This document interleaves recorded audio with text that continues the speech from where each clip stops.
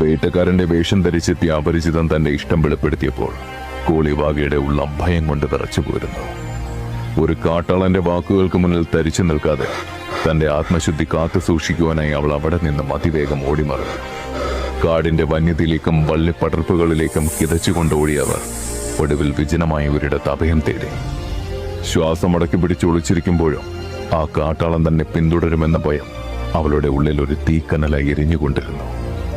എങ്ങനെ രക്ഷപ്പെടുമെന്ന് ആലോചിച്ചിട്ട് മറ്റൊരു മാർഗവുമില്ലാതെ വന്നപ്പോൾ കൂളിവാക തന്റെ ഇഷ്ടദേവതയായ വനദുർഗയെ മനമൊരുക്കി വിളിച്ചു. ഭക്തിയുടെ വിളി കേട്ട ജഗദംബിക സർവാലങ്കാര വിഭൂഷിതയായി കൂളിവാകയ്ക്ക് മുന്നിൽ പ്രത്യക്ഷപ്പെട്ടു.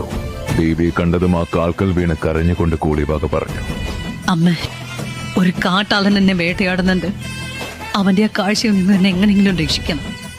നിസ്സഹായ എന്നെ കാത്തു രക്ഷിക്കാൻ അമ്മയല്ലാതെ മറ്റാരുമില്ല. കൂളിവാകയ്ക്ക് സാക്ഷാൽ വനദുർഗയിൽ നിന്നും തന്റെ ജന്മരഹസ്യം അറിയാൻ സമയമായിരിക്കുന്നു.